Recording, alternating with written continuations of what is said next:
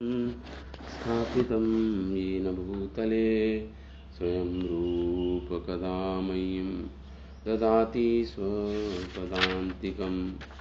वन्देऽहं श्रीगुरु श्रीयुतपदकमलं श्रीगुरुन् वैष्णवंश्च श्रीरूपं साग्रजातं सहगना रघुनाथान्वितं तं सजीवं साद्वैतं सावधूतं परिजनसहितं कृष्णचैतन्यदेवं श्रीराधाकृष्णपादान् सहगणललिता श्रीविशाखान्वितंश्च। हे कृष्णा करुणा सिन्धु दीनबन्धु जगत्पते गोपीश गोपिकान्त राधाकान्त नमोस्तुते। तप्तकाञ्चन गौरांगी राधे वृन्दावनेश्वरी वृषभानुसुते देवी प्रणमामि हरिप्रिये। जय श्री कृष्ण चैतन्य प्रभु नित्यानंद श्री अद्वैत गदाधर श्रीवासादि गौरभक्तवृंद। हरे कृष्णा कृष्ण कृष्ण हरे हरे, हरे राम राम राम हरे हरे। ओम नमो भगवते वासुदेवाय, ओम नमो भगवते वासुदेवाय, ओम नमो भगवते वासुदेवाय। नारायणं च नमस्कृत्यं नरं चैव नरोत्तमं देवीं सरस्वतीं व्यासं ततो जयमुदीरयेत्। नष्टप्रायेषु भद्रेषु नित्यं भागवत सेवया भगवती उत्तमश्लोके भक्तिर्भवती नैष्टिकी। इदं भागवतं नाम पुराणं ब्रह्मसंहितं उत्तमश्लोकचरितं चकारा भगवन् ऋषि। ॐ सहनाववतु सहनं भुनक्तु सह वीर्यं करवावहे तेजस्विनावधीतमस्तु मा विद्विषावहे। ओम शांति शांति शांति। ओम वसुदेवं सुतं देवं कंसचारूणमर्दनं देवकी परमानंदं कृष्णं वंदे जगद्गुरुम्। तो 10वां स्कंद श्रीमद् भागवतम का अध्याय 26। हाँ यस। तो हमने कल सुना कि किस प्रकार जब ब्रजवासी जब गए नंद बाबा के पास, ये शंका लेकर एक शंका उत्पन्न हो गई। शंका तो नहीं, इसे कह सकते हैं आश्चर्यचकित थे, सब विस्मित थे।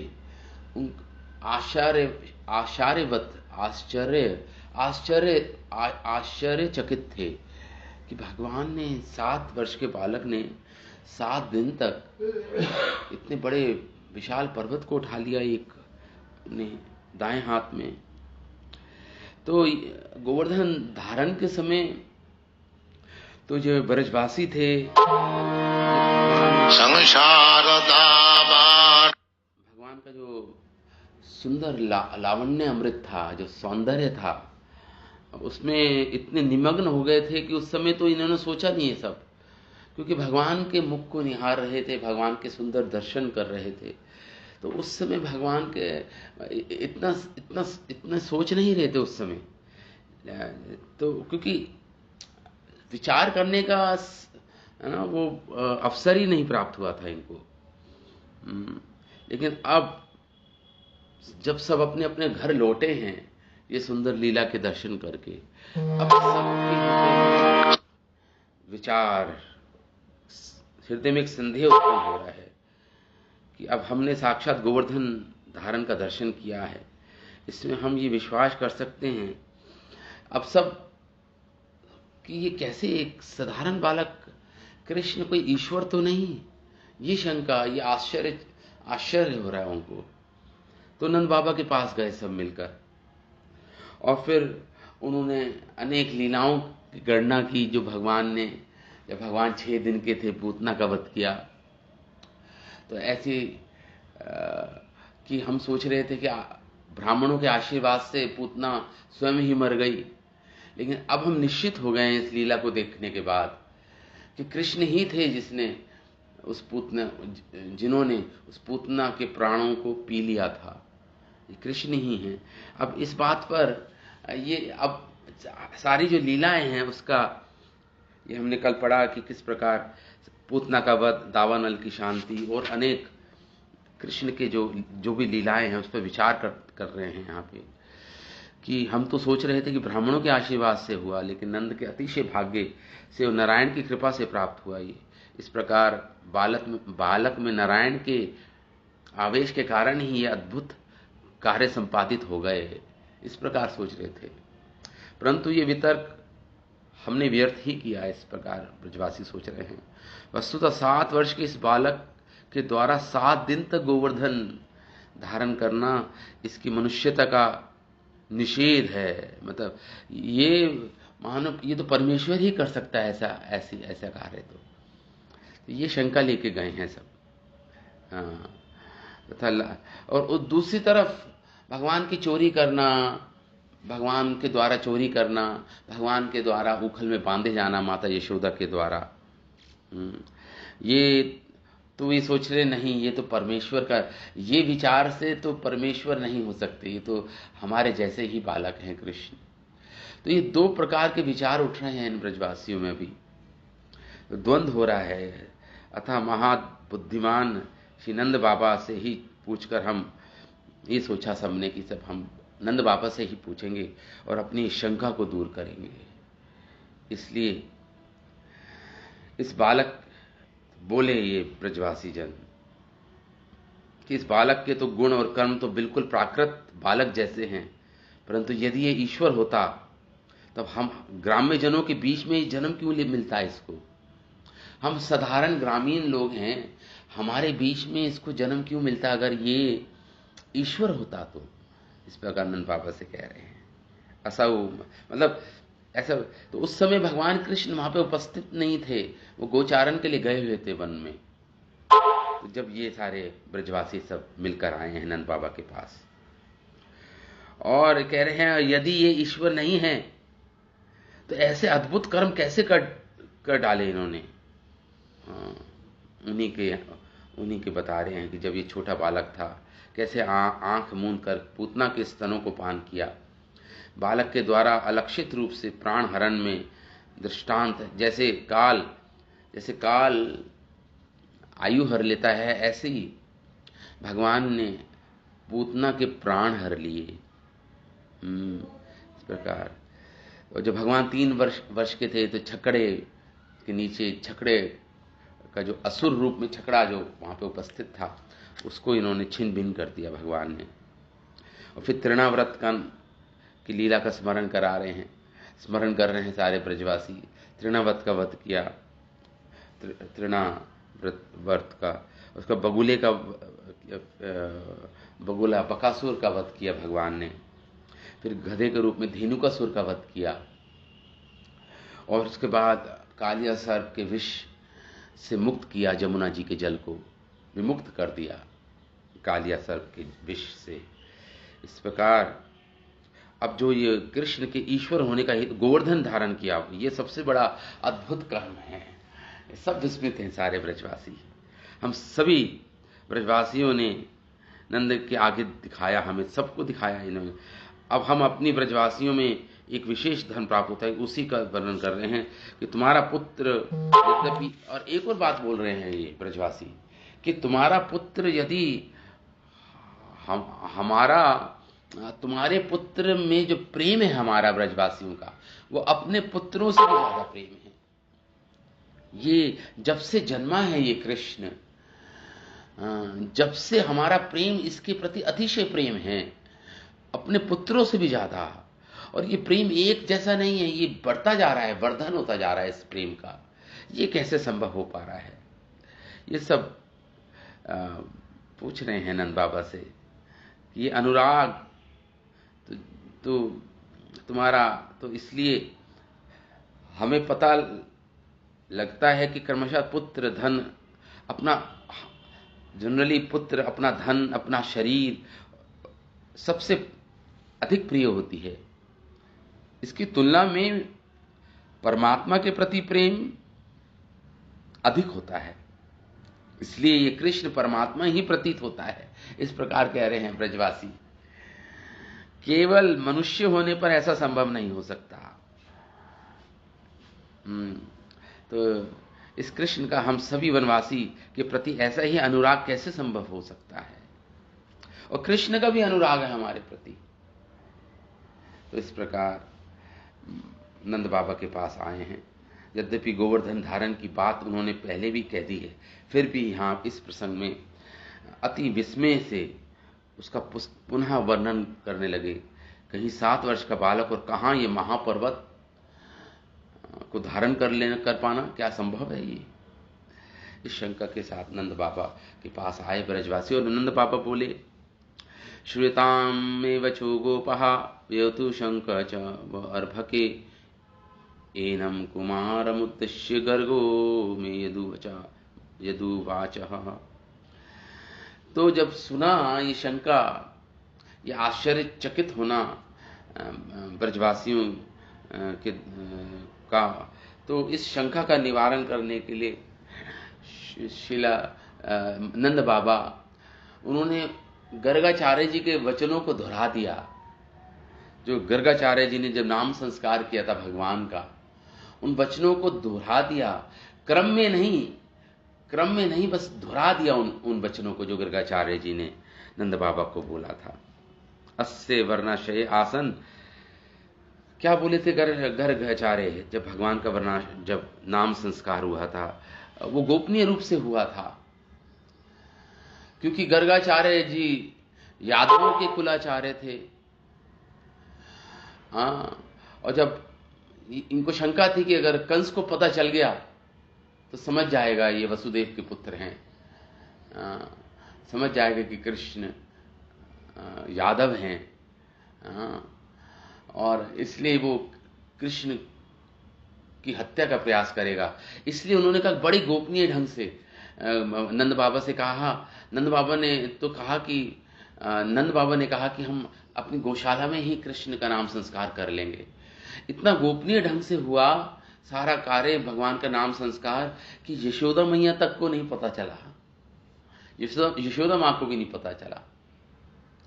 कहते हैं ना, एक नीति शास्त्र में आता है कि अगर कोई बात 6 कानों में जाती है तो खुलने का बहुत खुल ही जाती है। वो मतलब 3 लोगों के बीच में कोई बात रहती है तो खुली जाती है, 2 लोगों के बीच में अगर 4 कानों में कोई बात जाती है तो वो गोपनीय उसकी एक आशंका बनी रहती है कि वो खुल सकती है। लेकिन जो 1 कानों में रहती है, 2 कानों में रहती है बात, जो केवल एक, तो वो निश्चित रूप से ब्रह्मा भी नहीं जान पाते उस ऐसी गोपनीय बात को। तो यहाँ पे गर्गाचार्य जी ने और केवल नंद बाबा थे, गौशाला में भगवान का नाम संस्कार हुआ था। तो और गर्गाचार्य जी ने क्या क्या बोला था नंद बाबा को। अब नंद बाबा सारे ब्रजवासियों के सामने ये उस गोपनीय बात को प्रकट करेंगे। क्यों करेंगे? क्योंकि नंद बाबा ने जब ये गोवर्धन लीला देखी भगवान की, कृष्ण की, तो अब वो भय से मुक्त हो गए नंद बाबा कि अब कंस कुछ नहीं मेरे पुत्र का बिगाड़ पाएगा, मेरे पुत्र के द्वारा ही उसका वध हो जाएगा कंस का। अब कोई भय नहीं है कंस का। इसलिए ब्रजवासियों के सामने खुलेआम नंद बाबा जो गर्गाचार्य जी ने बोला था उनको, जो अभी तक अति गोपनीय शब्द थे, उसको उजागर कर रहे हैं, उसको प्रस्तुत कर रहे हैं नंद बाबा सारे ब्रजवासियों के सामने। अनुयुगम तनुघुग्रहत किल अस्या वर्णत्रय। तो यहां पे कह रहे हैं वर्णास्त्रये किला अस्यां घ्रहतो अनुयुगम तनु शुक्लो रक्तस्तपीतम इदानी कृष्णताम गतः। गर्गाचार्य जी ने इस प्रकार बोला था, जिसे दोहरा रहे हैं नंद बाबा ब्रजवासियों के सामने कि ये बालक अनुयुगम, प्रत्येक युग में ये बालक शरीर ग्रहण करता है, तनु ग्रह ये शरीर ग्रहण करता है ये बालक। किल अस्यः वर्णत्रय, निश्चय ही इसका 3 वर्णत्रय, 3 रंग में आता है ये प्रत्येक युग में। त्रेता युग में ये श्वेत वर्ण में आता है, सतयुग में, और त्रेता युग में ये रक्त वर्ण का हो जाता है, और यही कलयुग में पीत वर्ण का होता है। पीत वर्ण तो पीला इस समय, लेकिन इस समय कृष्णताम गतः, इसने कृष्ण वर्ण धारण कर रखा है। कृष्ण वर्णम तिसा कृष्णम संगोपांगस्त्र पार्षदम, श्रीमद् भागवतम का श्लोक 11वें स्कंद का। कृष्ण वर्णम तुषा अकृष्णम, इस समय ये कृष्ण वर्ण का है, बाद में ये पीत वर्ण का होगा, आएगा। तो यहां पे यही कह रहे हैं कृष्णताम, अभी ये कृष्ण वर्ण का है। गतः, इसने कृष्ण वर्ण मतलब श्याम रंग स्वीकारा है इसने। तभा अयम आत्मज प्राक क्वचित वासुदेवस्य, और कभी कभी ये गर्गाचार्य कह रहे हैं कि वसुदेव जी क्या इसने जन्म लिया कहीं कहीं एक जन्म में, तो इसलिए इसका नाम एक वासुदेव पड़ा। पहले नाम संस्कार कर चुके हैं, एक नाम रखा कृष्ण, अब ये नाम रख रहे हैं कृष्ण, मतलब जो कृष्ण वर्ण के हैं, जो परम ब्रह्म हैं। एक और मतलब होता है कृष्ण का। एक नाम अब रख रहे हैं यहाँ पे हरि। तो जैसे 3 नाम कृष्ण के रखे थे और 3 नाम बलराम जी के रखे थे, संकर्षण, बल और राम। ये नाम उन्होंने बलराम जी के रखे थे और 3 नाम कृष्ण के रखे थे, कृष्ण हरि। इस प्रकार यहाँ पे यही बोल रहे हैं नंद बाबा। तभा अयम आत्मजा, तुम्हारा ये पुत्र पहले भी आ चुका है 3 वर्ण में, और अभी, और एक वासुदेव नाम रखा, 3 नाम हुए ना वासुदेव, क्योंकि किसी जन्म में इसने वसुदेव जी क्या जन्म लिया था, इसलिए इसका एक और नाम है वासुदेव। ते सुतस्य बहूनि नामानि रूपाणि सन्ति गुणः कर्मः, और तुम्हारा ये पुत्र है बहूनि गुणानि, इसके अनेक नाम हैं, इसके नाम गुण के अनुसार, और इसके गुण और कर्म के अनुसार इसके नाम अनेक हो सकते हैं। बहूनि नाम और रूपाणी हैं तुम्हारे इस पुत्र के। गर्गाचार्य जी ने इस प्रकार बोला था। गुणः कर्मा अनुरूपाणी, उसके गुण, तुम्हारे पुत्र के गुण और रूप के अनुसार और भी नाम हैं इसके। तानी अहम, उन्हें मैं जानता हूं, वेद जनाः नः, उन्हें मैं जानता हूं, गर्गाचार्य जी ने बोला था, तुम नहीं जानते, उन्हें मैं जानता हूं। तानी अहम वेदा, मैं जानता हूं, जना न, आप नहीं जानते उसको नंद बाबा। इस प्रकार गर्गाचार्य जी की बात को दोहरा रहे हैं नंद बाबा। ईशावाह श्रेह गोपः गोकुल नंदन आध्यासत, ये तुम्हारा जो ये पुत्र है, ये श्रेय तुम्हारा परम कल्याण होगा, करेगा। गोप गोकुल नंदना, और ये गोप और गोपियों को आनंदित करेगा, आनंद प्रदान करने वाला होगा। आध्यसत यूयम अनेन सर्व दुर्गाणी, अनेक प्रकार की कठिनाइयों से, बाधाओं से ये तुम्हें तारेगा। तरिष्यतः, बड़ी ही सावधानी से इसका लालन पोषण करना। ये भविष्य में तुमको ब्रजवासियों को बोले थे गर्गाचार्य, उनको नंद बाबा को, तुम ब्रजवासियों को अनेक बाधाओं से, मुश्किलों से, पीड़ाओं से ये तारेगा ये बालक। तो हमारे आचार्य लिखते हैं कि जो भगवान कृष्ण का आश्रय लेते हैं, शरण में जाते हैं, वो अपने अनेक विपत्तियों से भगवान उनको तार देते हैं। आश्रय जो लेते हैं, भगवान कृष्ण की भक्ति करते हैं, उनकी शरणागति लेते हैं। यही गर्गाचार्य जी ने बोला था नंद बाबा को। व्रजपते पुरा साधवा अराजके दस्य पीड़िता, नंद बाबा, ये गर्गाचार्य जी ने बोला था, पूर्व काल में साधवा, जब संत जन, जो साधक, जो साधु होते हैं, जब अराजकता फैल गई, जब पृथु महाराज जब उस ये पृथु महाराज की बात कर रहे हैं यहाँ पर गर्गाचार्य। पृथु महाराज जब के जन्म से पहले जब अराजकता फैल गई थी और चोर डकैत लोग उनका वो सब लोग समाज पीड़ित था उनसे, तो तब पृथु महाराज का अवतार हुआ था। भगवान ने पृथु महाराज के रूप में शक्तावेश अवतार लिया था। अनेन रक्षा, उनको रक्षा करने के लिए, और भगवान ने इन लुटेरों को उनको जीता और विजय प्राप्त की उन पर। तो ये गर्गाचार्य जी ने बोला था पृथु महाराज के अवतार में, ऐसा ये तुम्हारे पुत्र ने ऐसा किया था। हे महाभाग मानवः एतस्मिन् प्रीति कुर्वन्ति। कह रहे हैं गर्गाचार्य नंद बाबा को, वही दोहरा रहे हैं नंद बाबा ब्रजवासियों के सामने कि हे महाभागा, हे नंद बाबा आप महाभाग्यशाली हो। क्यों? क्योंकि तुम्हारा इस बालक में प्रेम है, इससे प्रेम करते हो। प्रीतिं कुर्वन्ति अस्य एतान अभिभवन्ति, इसलिए तुम उसे ही अनुभवन्ति, पराजित च नहीं कर पाते। विष्णु पक्षानिवाह, जैसे विष्णु के पक्ष वालों को राक्षस पराजित नहीं कर पाते। विष्णु जिनकी विष्णु रक्षा करते हैं वो कभी हारते नहीं, उनकी कभी पराजय नहीं होती। उसी प्रकार जो तुम्हारे इस पुत्र को प्रेम करेगा, इस पुत्र को, वह भी कभी पराजित नहीं होगा। इस प्रकार नंद बाबा को बोला था गर्गाचार्य ने, वो पराजित नहीं होगा। हे, क्योंकि तुम परम भाग्यशाली हो, तुम्हारा प्रेम है कृष्ण में। तस्मानंद अयम कुमारः गुणे नारायण स्मः।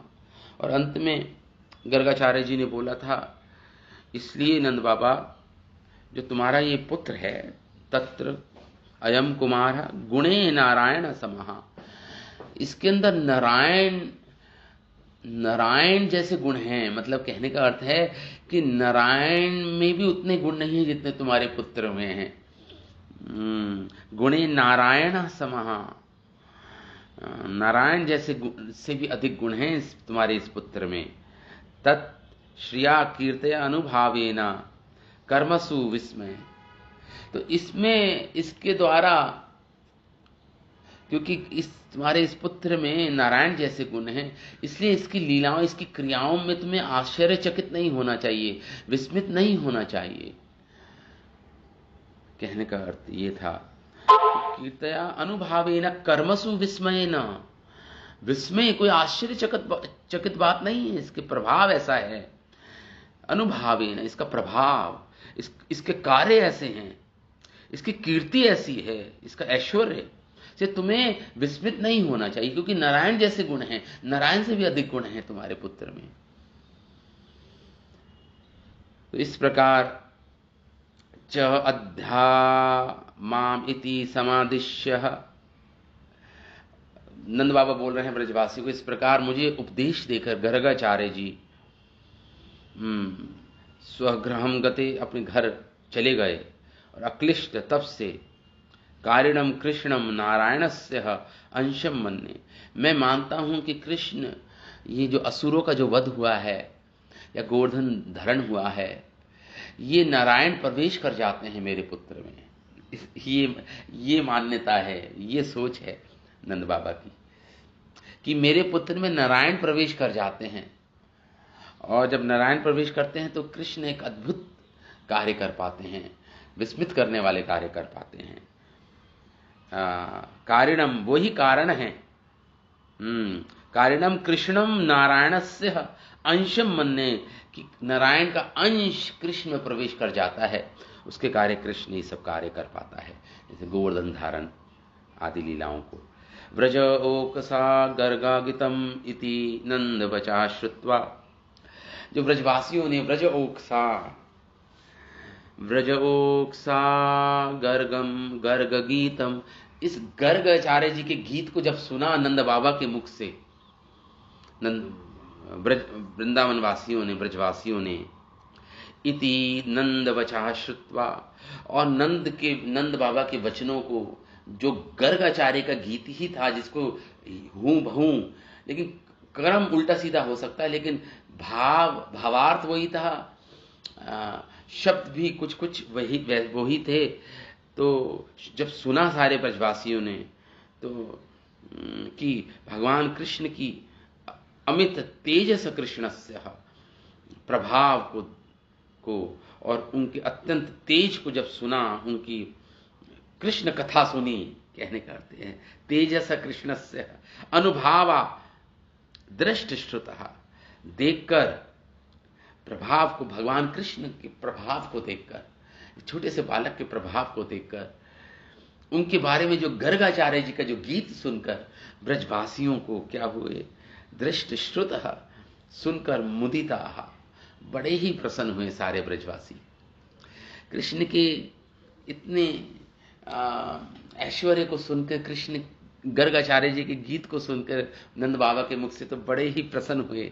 मुदितः आनंदम वह कृष्णम नर्चुः विस्मय गतः, और अनेक प्रकार के उपहार दिए नंद बाबा को, कृष्ण को उन्होंने, और प्रशंसा की नंद बाबा की, कृष्ण के साथ की खूब प्रशंसा की, और विस्मित होकर, आश्चर्यचकित होकर, गतः, आश्चर्यचकित हो गए भगवान कृष्ण की कृष्ण कथा सुन के, गर्गाचार्य जी के मुख का गीत सुनकर सब ही प्रसन्न हुए, और नंद बाबा की भूरी भूरी प्रशंसा की उन्होंने, इन ब्रजवासियों ने।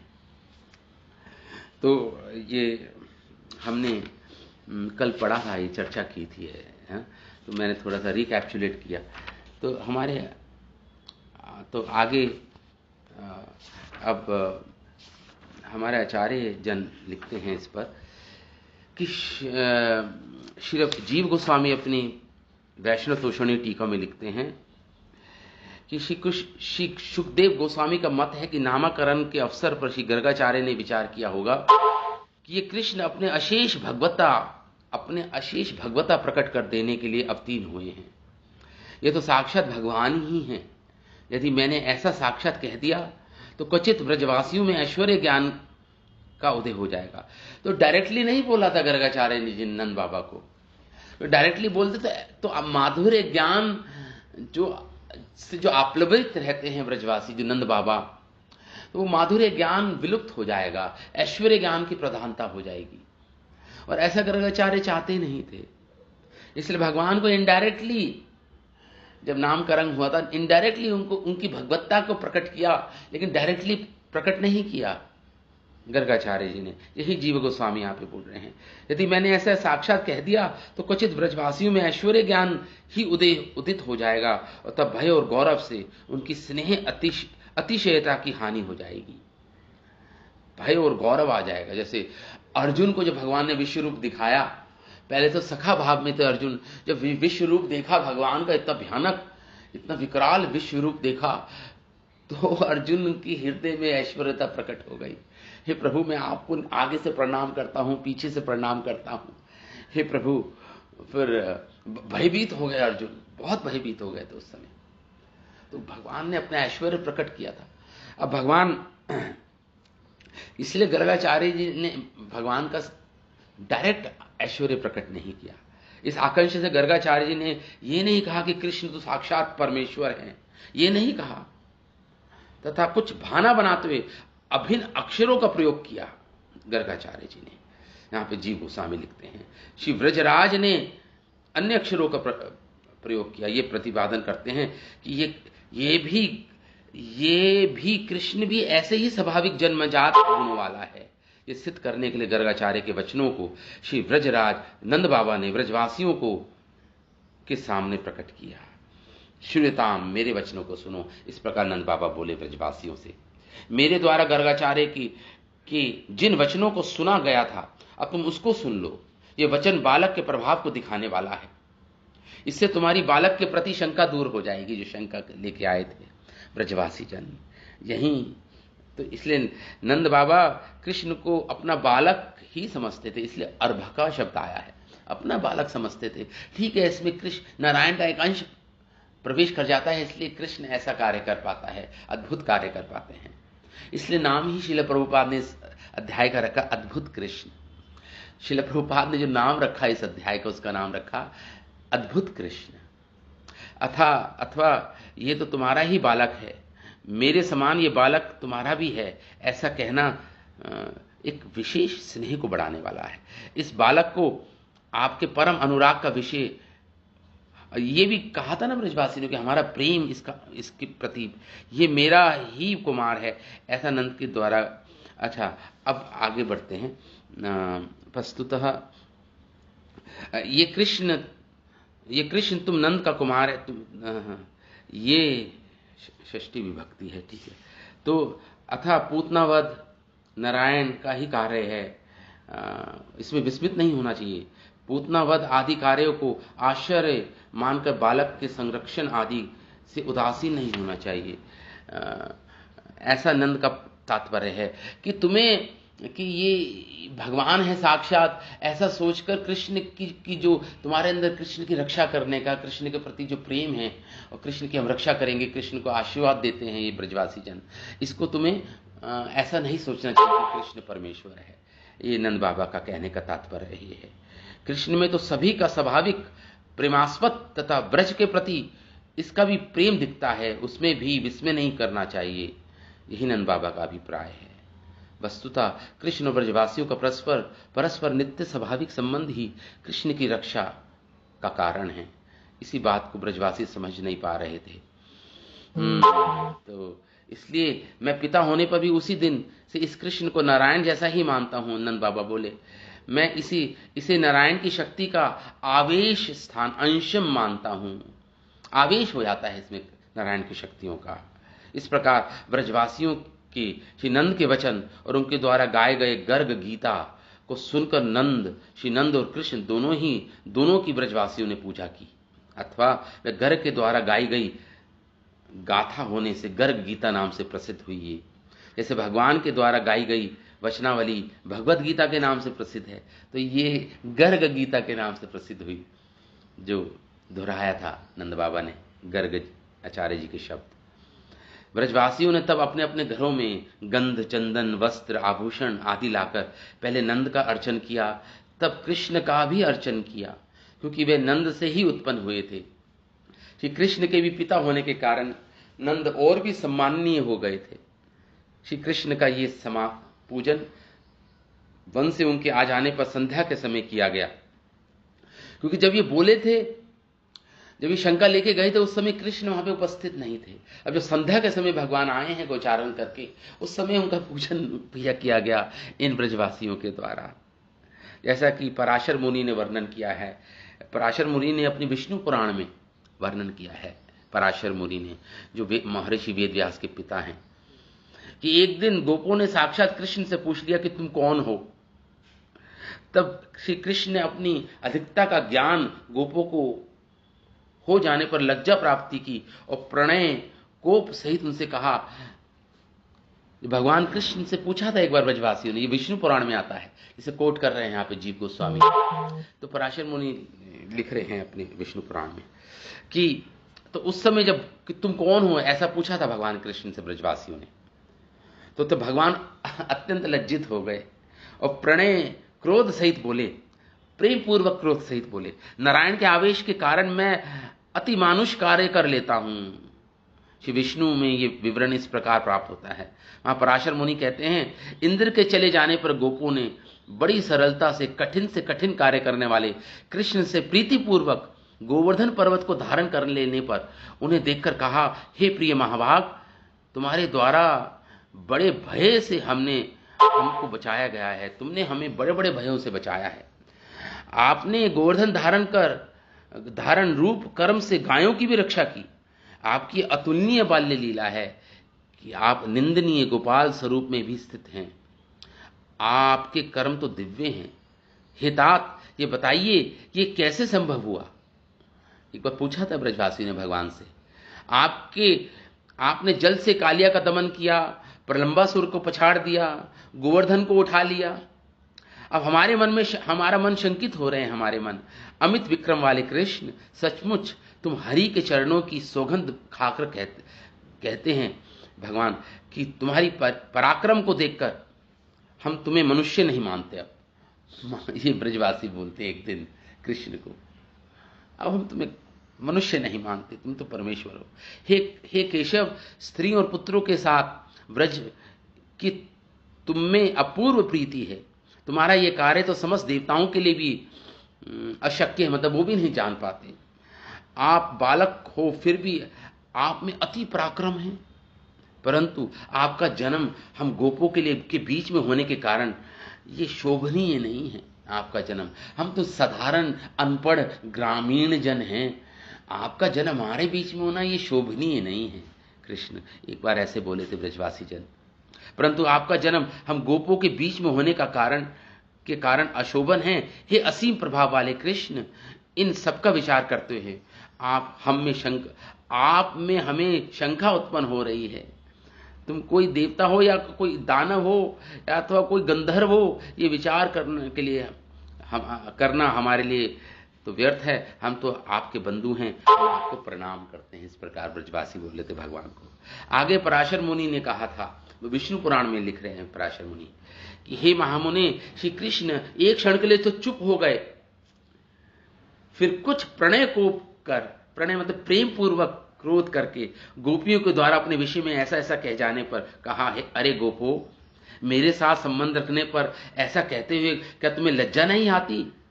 भगवान बोले इस प्रकार, मैं ये कर्म करके प्रशंसनीय ही हुआ हूं, तथा तुम्हें ये सब विचार करने से क्या लाभ? यदि तुम्हारी मुझ में प्रीति है और मैं तुम्हारा प्रशंसनीय हूं, तो तुम लोग मुझसे आत्मबंधु जैसा ही प्रीति करो, जैसे साधारण आप अपना बंधु मानो, अपना बंधु मानो, मुझे अपना मित्र मानो, अपना पुत्र मानो, अपना मित्र मानो। ऐसा ही मेरे साथ व्यवहार करो। ना मैं देवता हूं, ना मैं गंधर्व हूं, ना मैं यक्ष हूं, ना दानव, मैं तो तुम्हारा बंधु ही हूं। इसके बाद मेरे विषय में कोई अन्य प्रकार से विचार नहीं करना। भगवान बोले थे ब्रजवासियों को। ये विष्णु पुराण में इस प्रकार का उल्लेख मिलता है। इस प्रकार हरिवंश पुराण में श्री वैशंपायन मुनि मतलब महर्षि वेदव्यास ने भी श्री कृष्ण के द्वारा गोपों को दिए गए उत्तर का इस प्रकार कथन किया है। हरिवंश पुराण को कोट कर रहे हैं जीव गोस्वामी। परम पराक्रमी आप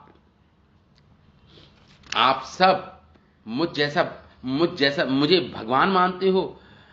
मुझे अपने आप को ऐसा नहीं मुझे अब आपको ऐसा नहीं मानना चाहिए। भगवान ने हरिवंश पुराण में भी ऐसा बोला ब्रजवासियों को। मैं तो आपका ही सजातीय बंधु हूं। यदि मैं आपका बंधु होने पर भी आप लोगों के द्वारा देवता के समान प्रशंसनीय बन जाऊंगा, तो फिर मुझे बंधु रूप में पहचानने का क्या लाभ मिलेगा? तो मैं किसे बंधु बोलूंगा? किसकी गोद में बैठूंगा? कौन मुझे गालियां देगा? कौन मुझे माखन खिलाएगा? भी मैं चोरी कैसे करूंगा? अगर आप मेरी प्रशंसा करोगे भगवान के रूप में, परमेश्वर के रूप में मेरी स्तुति करोगे, तो बंधु रूप में ज्ञान ही मेरे लिए आपका जो अनुग्रह है, कृपा है मेरी, यही है कि मुझे अपना बंधु मानो, मुझे अपना मित्र मानो, अपना पुत्र मानो, अपना ही प्रेमी मानो। यही मेरे पर आपकी कृपा होगी। ये हरिवंश पुराण में आता है। तो कृष्ण के वचनों का प्रयोजन ये समझना चाहिए कि जब नंद ने ब्रजवासियों के संदेह का उत्तर गर्ग गीत के द्वारा दिया था, तब भी अहो उनमें कुछ संदेह रह गया था। अथा परम उत्सुक होकर वह साक्षात कृष्ण से सुनना चाह रहे थे तथा अपने प्रेम को दृढ़ करना चाह रहे थे। अथा उन्होंने श्री कृष्ण से भी इस संदेह के विषय में, जब भगवान संध्या के समय आए होंगे, पूछा होगा। इस प्रकार जीव गोस्वामी लिखते हैं अपने तात्पर्य में। तब कृष्ण ने गोपों की इस कल्पना का विचार कर उनको दूर कर दिया होगा। उसी का प्रतिपादन करते कृष्ण के वचन इस प्रकार जो हैं। तो इस प्रकार तो नंद बाबा, तुम्हारा ये पुत्र नारायण जैसा है, ये गर्ग गीत है। और ये ब्रजवासियों, तुम लोगों से मेरा आग्रह है कि कृष्ण केवल मेरा ही कुमार नहीं अपितु तुम्हारा भी पुत्र है। नंद बाबा बोले ब्रजवासियों को, इसमें ऐश्वर्य का दर्शन कर तुम इसके प्रति वात्सल्य भाव और इसे प्रतिदिन शत शत आशीर्वाद देना बंद मत कर देना। नंद बाबा बोले ब्रजवासी को, तुम इसको आशीर्वाद देना बंद मत कर देना, इसके प्रति जो तुम्हारा वात्सल्य भाव है उसको कम मत होने देना। ये बतलाने के लिए ही नंद के वचन, इन कार्यों को देखकर विस्मय ना करना। श्री गर्गाचार्य जी ने कहा था, तस्मा नंद आत्मजो अयंते नारायण समो गुण है। इस उक्ति से नंद ने ये कहकर कुछ बदलकर प्रस्तुत किया गर्गाचार्य जी के शब्दों को, अंशरशः नहीं कहा। इसका कारण ये कि नंद के मत में कृष्ण में नारायण का आवेश ही है, वे स्वयं नारायण नहीं है। नंद बाबा का कहने का अर्थ ये है, इसलिए गर्गाचार्य जी के शब्दों को बदल के इन्होंने ब्रजवासियों के सामने प्रस्तुत किए कि नारायण नहीं है, नारायण जैसा है, जैसे गुण है इसके अंदर, नारायण नहीं है ये। श्री नंद के मत में कृष्ण में नारायण का आवेश होता है, ये स्वयं नारायण नहीं है। जैसे सामान्य बोलचाल में सूर्यकांत शिला को भी सूर्य के समान क्या कहा जाता है, सामान्य बोली में ऐसा कह दिया जाता है। इसी प्रकार कृष्ण को नारायण के समान कह देना कह दिया गया। इसलिए मेरा पुत्र ना तो ईश्वर है, ना ही कोई निकृष्ट जीव है, किंतु ये तो लोकोत्तर कर्म करने वाला हमारे कुल का कुलभूषण है। अतएव उन्हीं गर्ग जी ने सबके अंत में कहा था कि कृष्ण के कर्मों में से विस्मित मत होना। ये नंद बाबा दोहरा रहे हैं, कृष्ण के कर्मों से, गर्गाचार्य जी ने ऐसा बोला, नंद बाबा कह रहे हैं ब्रजवासियों को कि कृष्ण के कर्मों से विस्मित ना होना। अर्थात ये बालक के लोकातीत कर्मों का अति अद्भुत देखकर ये तो ईश्वर है ऐसी बुद्धि मत करना, क्योंकि इसके लिए श्री गर्गाचार्य जी निषेध कर चुके हैं। गर्गाचार्य जी ने कहा था नंद बाबा को, ऐसा मत सोचना ईश्वर है, लेकिन इसके अद्भुत कार्यों से विस्मित ना होना नंद बाबा। ये बोलकर तुम सभी की अनुकंपा का पात्र है मेरा पुत्र, अथा इसे चिरंजीवी रहो इत्यादि आशीर्वाद ही प्रदान करते रहना। चिरंजीवी भवा, ऐसे ही आशीर्वाद देते रहना मेरे पुत्र को। इसके प्रति उदासीन मत होना। निष्कर्षता नामकरण के समय श्री गर्गाचार्य जी ने सलाह दी थी, इसका सावधानी पूर्वक इसका पालन पोषण करना, लालना करना। इस प्रकार श्री नंद ने गर्गाचार्य की उक्ति को कही और उन गोपों के विस्मय को दूर करने का संशय, उनका संशय दूर कर डाला, उनका विस्मित होना दूर कर डाला अपने इन वचनों से नंद बाबा ने। अब सब बहुत ही आनंदित हो गए जब नंद बाबा ने इस प्रकार बोला ब्रजवासियों को कि इसके अंदर नारायण की शक्ति के आवेश से ये नारायण का ही एक अंश है। इसलिए जो हमारे लिए सरलता से कठिन कार्य का कर लेता है मेरा पुत्र। ये सुनकर सारे ब्रजवासी मुदित परम आनंदित हुए। उनका माधुर्य भाव बना रहा भगवान कृष्ण के प्रति, सारी शंका दूर हो गई। ये वचनों को सुनकर नंद बाबा की, ये सुनकर सारे ब्रजवासियों ने परम आनंदित होकर श्री नंद एवं कृष्ण का वस्त्र रत्न स्वर्ण मुद्राएं उपहारों से सम्मानित किया।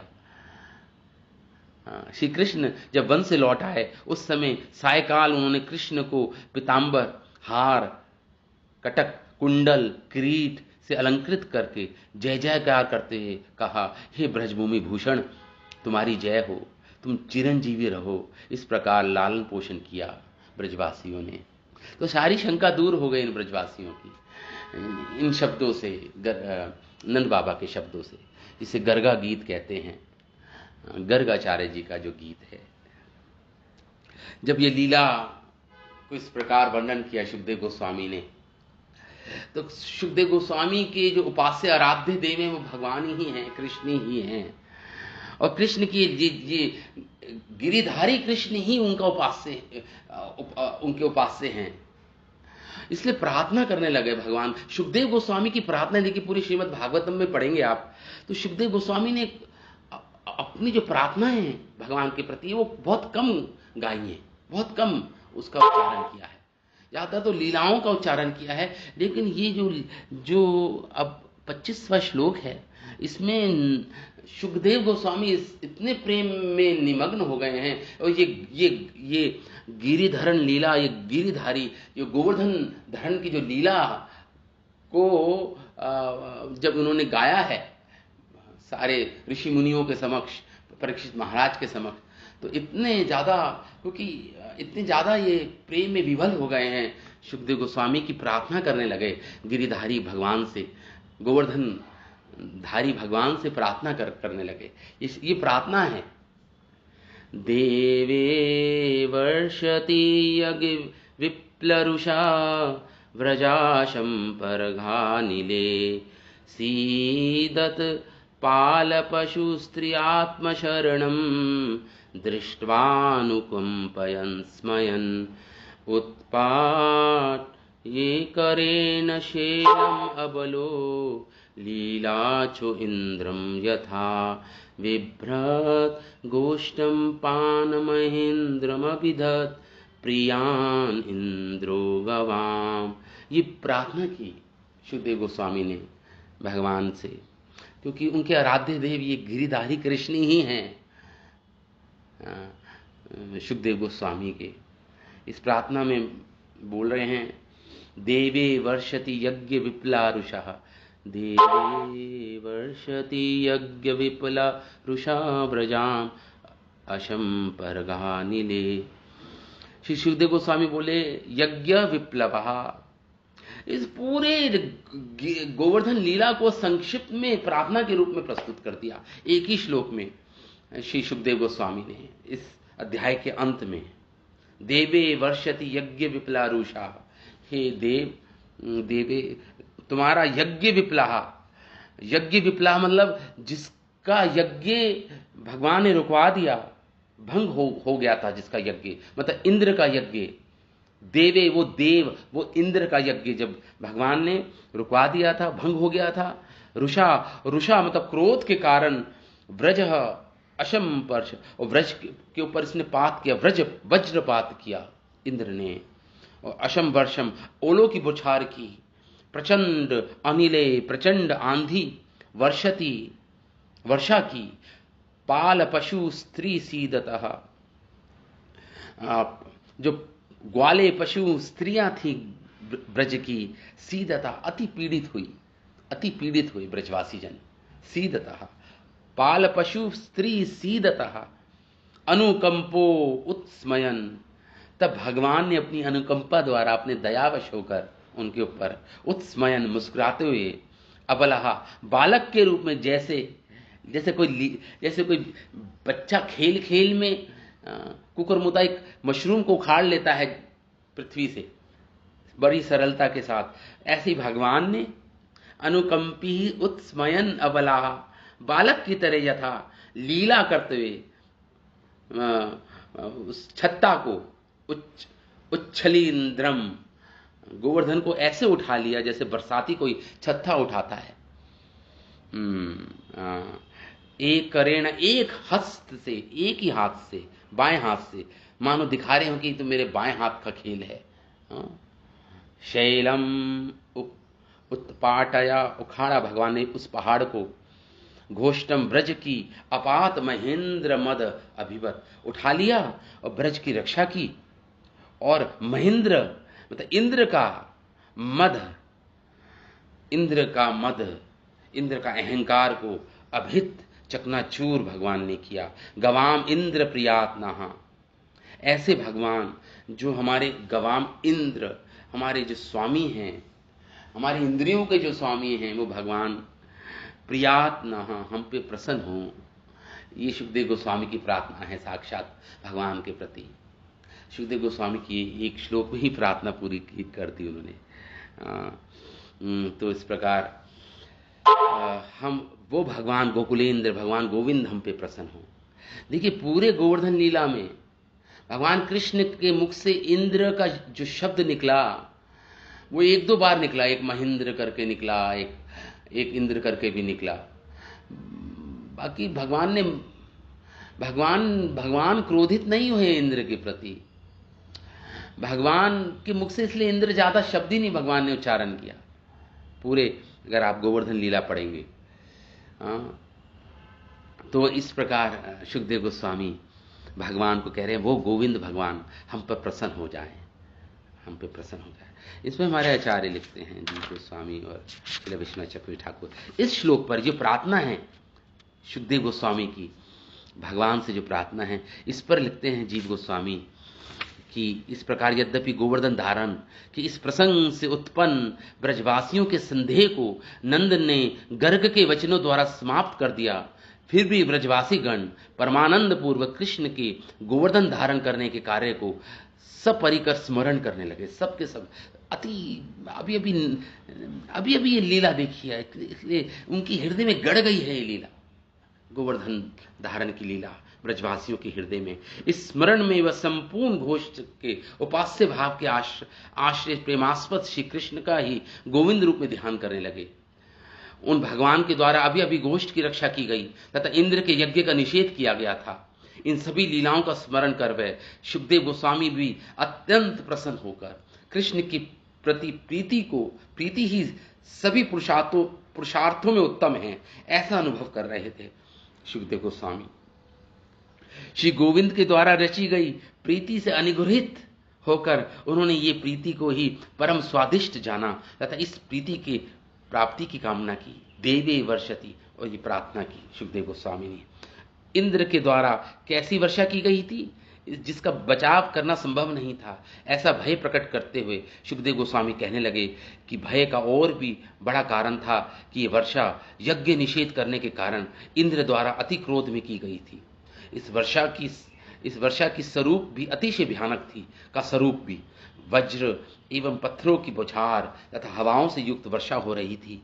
यहाँ पे आया है, इसको संस्कृत में बता रहे हैं। इस प्रकार इससे प्रकट होता है कि यद्यपि कृष्ण गोष्ठ पर कृपा करने के लिए व्यग्र थे, फिर भी उनमें शौर्य स्थिर ही था। इसी आशय से कहते हैं कि इंद्र के प्रति अवज्ञा पूर्वक श्री कृष्ण मुस्कुरा रहे थे, भगवान मुस्कुरा रहे थे उस समय। उन्होंने इसी अवस्था में गोवर्धन पर्वत को उठा लिया, मुस्कुराते हुए बच्चे के तरह भगवान ने उठा लिया था गोवर्धन पर्वत को। ये भी एक बाएं हाथ से उठा लिया, वह भी जैसे कोई बालक खेल खेल में किसी कुकुरमुता को उठा लेता है, मशरूम कुकुरमुता। केवल इतना ही नहीं, उसे उन्होंने सप्ताह पर्यंत दिन रात एक रीति से धारण किया। इस लीला का सुखदेव गोस्वामी श्री शुक विस्मय, हर्ष और उत्सुक होकर एवं धैर्य से आविष्ट होकर वर्णन करने लगे कि उन्होंने गोष्ठ की रक्षा की। फिर गर्व और हर्ष से बोले, इंद्र के मत को भी भगवान ने नष्ट कर डाला। यद्यपि गायों की संपत्ति से युक्त थे, फिर भी महेंद्र के मद को भी चूर कर दिया। सुखदेव गोस्वामी के ये वचन इंद्र की हंसी करने वाले थे।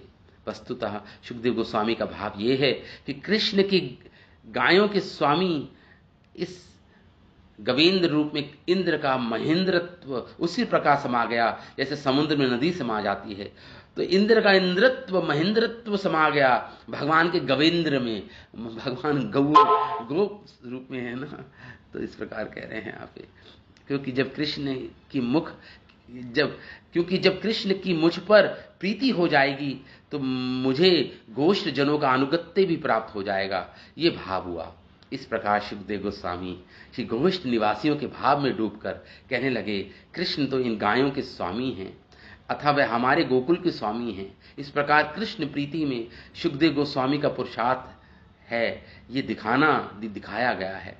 जैसा कि श्री ब्रह्मा जी ने स्तुति की थी भगवान की, इस प्रसंग में ये श्रुति भी प्राप्त है, जो ज्ञान एवं यथार्थ। ये जीव गोस्वामी कोट कर रहे हैं श्लोक।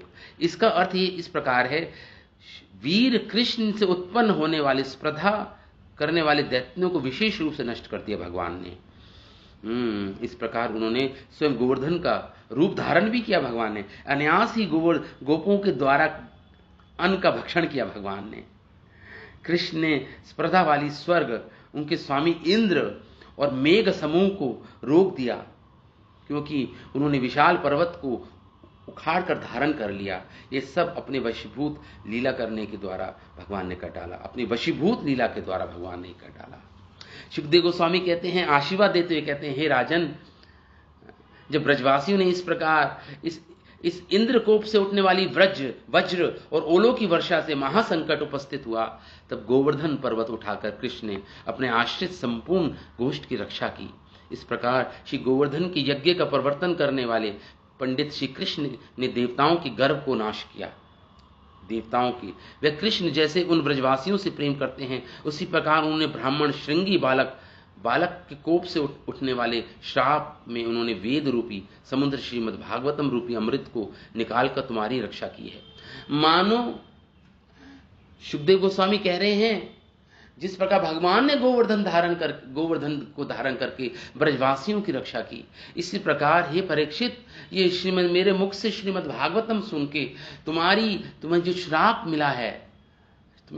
मिला है वो श्रृंगी ऋषि के पुत्र से जो तुम्हें श्राप मिला है, तुम्हारी वैसे ही रक्षा होगी। मानो सुखदेव गोस्वामी ये बात कह रहे हो परीक्षित महाराज को। गोवर्धन यज्ञ के प्रवर्तन, अच्छा यही बोल रहे हैं यहाँ पे। तो इसलिए जब इंद्र का यज्ञ निषेध कर दिया गया, तो क्रोधित इंद्र के द्वारा वर्षा किए जाने पर वज्र, ओले एवं भयंकर हवाओं से गोप, पशु एवं स्त्रियां जिस व्रज में दुखी हो रही थी, तब कृष्ण ने देखा कि ये वज्र मेरे ही शरण, ये व्रजवासी मेरी ही शरण में हैं। उस समय अनुकंपा करने वाले कृष्ण ने प्रौढ़ता को प्रकट करके, अपनी मेच्योरिटी को प्रकट करके मुस्कुराकर गोवर्धन को उसी प्रकार उठा लिया जैसे कोई बालक उठाता है।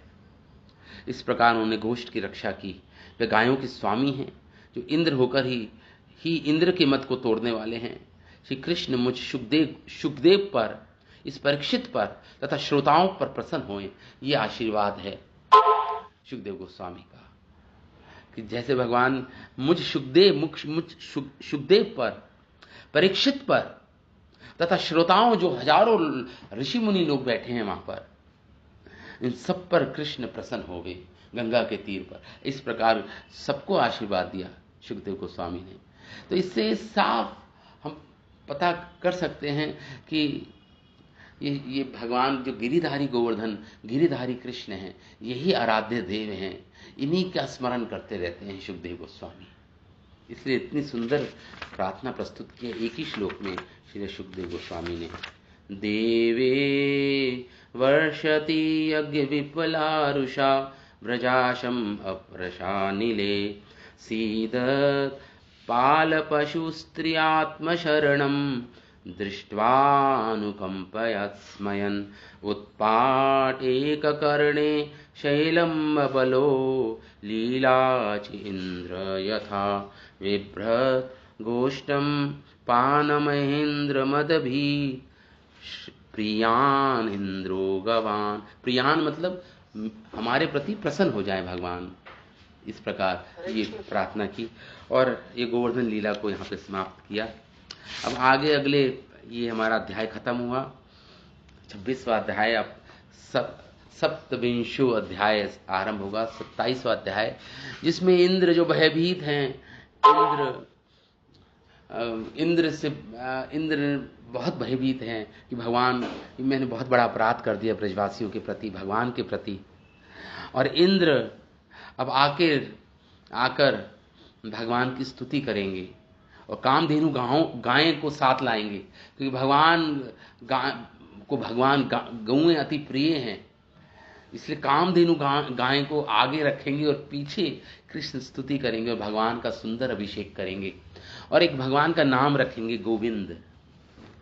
तो जब हम गोवर्धन जी की परिक्रमा करते हैं तो बीच में गोविंद कुंड आता है, वहीं पर इंद्र ने भगवान का अभिषेक किया और ये सुंदर भगवान का नाम दिया गोविंद।